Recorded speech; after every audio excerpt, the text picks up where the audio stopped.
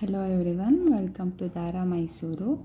ತುಂಬ ರಿಕ್ವೆಸ್ಟ್ ಮಾಡಿದ್ರಿ ಜಡೆ ಮೇಕಿಂಗ್ ವಿಡಿಯೋ ತೋರಿಸಿ ಅಂತ. ಇವತ್ತು ಜಡೆ ಯಾವ ರೀತಿ ಮಾಡೋದು ಅಂತ ತೋರಿಸ್ತಾ ಇದ್ದೀನಿ. ಫಸ್ಟಿಗೆ ಈ ಗ್ಯಾಪ್ ಏನು ಬರುತ್ತೆ, ನಾವು ಜಡೆ ಹಾಕೋ ಗ್ಯಾಪು ಒಂದೊಂದು ಸಾರಿನಲ್ಲಿ ಒಂದೊಂದು ಗ್ಯಾಪ್ ಇರುತ್ತೆ. ಇದು ನೋಡಿ ತುಂಬ ಅಗಲ ಇದೆ. ಅದೇ ಇನ್ನೊಂದು ಸಾರಿ ಇದೆ, ಇದರಲ್ಲಿ ನೋಡಿ ತುಂಬ ಚಿಕ್ಕದಿದೆ. ಈ ಥರ ತುಂಬ ದೊಡ್ಡದು ಮತ್ತು ತುಂಬ ಚಿಕ್ಕದು ಇದ್ದಾಗ ನಾವು ಯಾವ ರೀತಿ ದಾರಾನ ತೆಕ್ಕೋಬೇಕು ಅನ್ನೋದು ತುಂಬ ಇಂಪಾರ್ಟೆಂಟ್ ಆಗಿರುತ್ತೆ. ಇಷ್ಟು ಗ್ಯಾಪ್ ಇರುವಾಗ ನಾವು ಫುಲ್ಲು ಥ್ರೆಡ್ನೆಲ್ಲ ರಿಮೂವ್ ಮಾಡಬಾರ್ದು. ಫಸ್ಟಿಗೆ ಸ್ಟಾರ್ಟಿಂಗಲ್ಲಿ ಈ ಥರ ಥ್ರೆಡ್ನ ಸ್ವಲ್ಪ ಲೂಸ್ ಮಾಡ್ಕೋಬೇಕು. ಲೂಸ್ ಮಾಡಿ ಆದಮೇಲೆ ಮಧ್ಯದಲ್ಲಿ ನಮಗೆ ಜಡೆ ಹಾಕೋಕ್ಕೆ ಎಷ್ಟು ಜಾಗ ಬೇಕಾಗಿರುತ್ತೆ ಅಷ್ಟು ಥ್ರೆಡ್ನ ಮಾತ್ರ ಈ ಥರ ಕಟ್ ಮಾಡಬೇಕು. ಈ ಥರ ಎಷ್ಟು ಜಾಗ ಬೇಕೋ ನಮಗೆ ಮಧ್ಯ 1 ಇಂಚ್ ಗ್ಯಾಪ್ ಅಷ್ಟು ದಾರ ತೆಗೆದುಬಿಟ್ಟು ಒಂದು ಸ್ವಲ್ಪ ಸೀರೆನ ಈ ಥರ ಮೂವ್ ಮಾಡ್ಕೊಳ್ಳಿ. ಮತ್ತು ಒಂದಷ್ಟು ಜಾಗ ಬಿಟ್ಟು ಇಲ್ಲಿ ಮತ್ತೆ ಗ್ಯಾಪ್ ಮಾಡಿ ಇಲ್ಲೂ ನಮಗೆ ಎಷ್ಟು ಥ್ರೆಡ್ಸ್ ಬೇಕು ಅಷ್ಟು ಥ್ರೆಡ್ಸ್ನ ಮಾತ್ರ ಈ ಥರ ಕಟ್ ಮಾಡಿ. ಎರಡೂ ಸೈಡಿಂಗ್ ಕಟ್ ಮಾಡಿ ಆದಮೇಲೆ ಆ ಮಧ್ಯ ಜಾಗದಲ್ಲಿ ನಾನು ಏನು ಮಾಡ್ತೀನಿ, ಈ ಥರ ನೀಡಲ್ ಹೆಲ್ಪಿಂದ ದಾರಾನ ಹೀಗೆ ಎಳ್ಕೊಳ್ತೀನಿ. ಈ ಥರ ಎಳ್ಕೊಳ್ಳೋದ್ರಿಂದ ಏನಾಗುತ್ತೆ, ತುಂಬ ಚೆನ್ನಾಗಿ ಬರುತ್ತೆ, ಎಲ್ಲೂ ಗಂಟು ಹಾಕ್ಕೊಳ್ಳಲ್ಲ ಮತ್ತು ಎಳ್ದಿರೋ ಥರ ಕಾಣಿಸಲ್ಲ. ಈ ಥರ ಫಸ್ಟು ನಾವು ಥ್ರೆಡ್ಸ್ನ ರಿಮೂವ್ ಮಾಡ್ಕೊಬೇಕಾಗತ್ತೆ.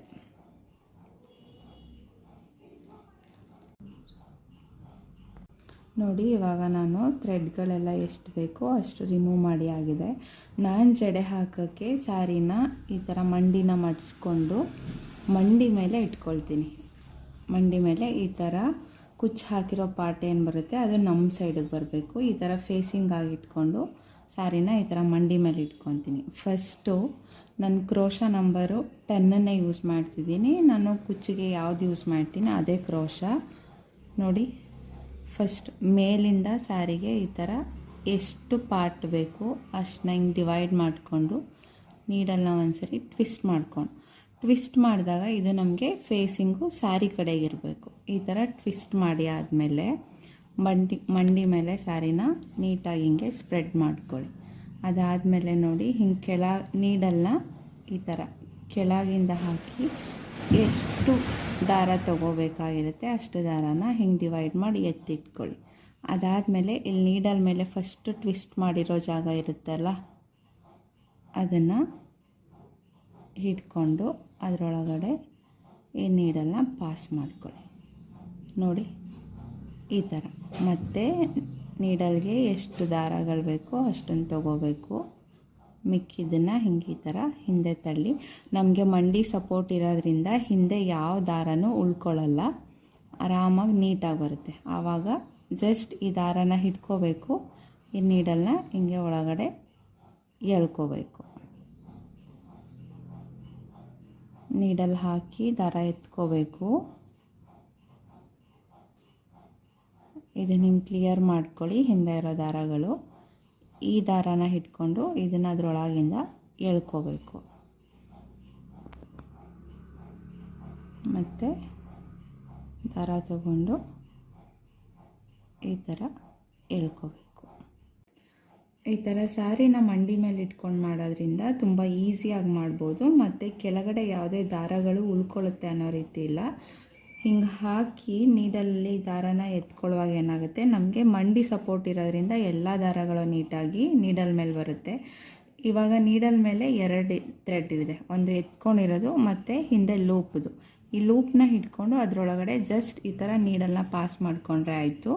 ನಮಗೆ ಜಡೆನ ಆರಾಮಾಗಿ ಮಾಡ್ಕೊಬೋದು. ನೋಡಿ, ಎಷ್ಟು ಬೇಕಷ್ಟು ದಾರ ತೊಗೊಂಡು ಲೂಪ್ನ ಹಿಡ್ಕೊಂಡ್ರೆ ಅದರೊಳಗಡೆ ಹೀಗೆ ನೀಡಲ್ನ ಈಸಿಯಾಗಿ ತೊಗೊಂಬರ್ಬೋದು. ತುಂಬ ಫಾಸ್ಟಾಗಿ ಆಗುತ್ತೆ ಮತ್ತು ತುಂಬ ನೀಟ್ ಫಿನಿಶಿಂಗ್ ಬರುತ್ತೆ. ನೋಡಿ ಎಷ್ಟು ನೀಟ್ ಫಿನಿಶಿಂಗ್ ಬಂದಿದೆ. ಇದೇ ರೀತಿ ಸ್ಯಾರಿ ಫುಲ್ ಕಂಟಿನ್ಯೂ ಮಾಡ್ತಾ ಹೋಗಬೇಕು. ಫುಲ್ ಆದಮೇಲೆ ಯಾವ ರೀತಿ ಲಾಕ್ ಮಾಡ್ತೀನಿ ಅದನ್ನು ತೋರಿಸ್ತೀನಿ. ಆಲ್ಮೋಸ್ಟ್ ಸ್ಯಾರಿ ಇವಾಗ ಕಂಪ್ಲೀಟ್ ಆಗಿದೆ.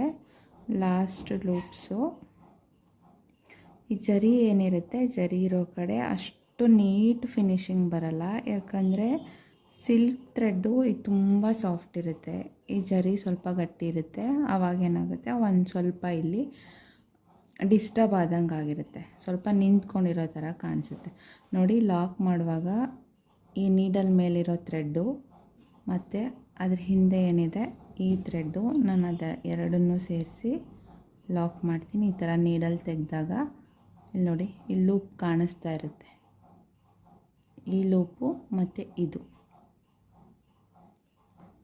ಸೂಜಿಗೆ ಈ ಥರ ಅದೇ ಕಲರು ಕಾಟನ್ ಥ್ರೆಡ್ನ ತೊಗೊಬೇಕು.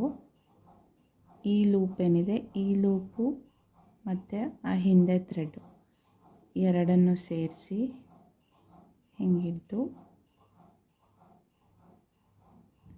ಈ ಕಾಟನ್ ದಾರದೊಳಗೆ ಫಿಕ್ಸ್ ಮಾಡ್ತೀನಿ. ಹಿಂಗೊಂದ್ಸರಿ ಟೈಟ್ ಮಾಡ್ತೀನಿ, ಮತ್ತು ಅದನ್ನು ಅದೇ ಲೂಪಲ್ಲಿ ಹಾಕಿ ಒಂದು 4-5 ಗಂಟೆ ಹಾಕಿದ್ರೆ ನಮಗೆ ಯಾವ ಥ್ರೆಡ್ಡು ಕಟ್ಟು ಆಗಲ್ಲ, ನೀಟಾಗಿ ಫಿನಿಶಿಂಗ್ ಕೂತ್ಕೊಳ್ಳುತ್ತೆ ನೋಡಿ. ಈ ಥರ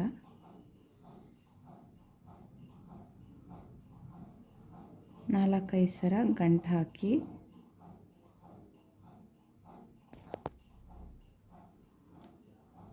ಹಿಂಗೆ ಲಾಕ್ ಮಾಡಿ ಕಟ್ ಮಾಡ್ತೀವಿ ನೋಡಿ. ಜಡೆ ಡಿಸೈನು ಎಷ್ಟು ನೀಟಾಗಿ ಬಂದಿದೆ. ನಾನು ಇವಾಗ ಏನು ಸ್ಟೆಪ್ ಹೇಳಿದೆ ಅದೇ ಸ್ಟೆಪ್ನ ಫಾಲೋ ಮಾಡಿದ್ರೆ ತುಂಬ ಫಾಸ್ಟಾಗಿ ಹಾಕ್ಬೋದು. ನಿಮಗೆ ಬೇರೆ ಯಾವುದಾದ್ರು ಡಿಸೈನ್ ಬೇಕಿದ್ದರೆ ಕಮೆಂಟ್ ಮೂಲಕ ತಿಳಿಸಿ, ನಾನು ನೆಕ್ಸ್ಟ್ ವೀಡಿಯೋದಲ್ಲಿ ಖಂಡಿತ ಮಾಡ್ತೀನಿ. ಹಾಗೆ ನನ್ನ ಯೂಟ್ಯೂಬ್ ಚಾನಲ್ನ ಸಬ್ಸ್ಕ್ರೈಬ್ ಮಾಡ್ಕೊಳ್ಳಿ. Thank you.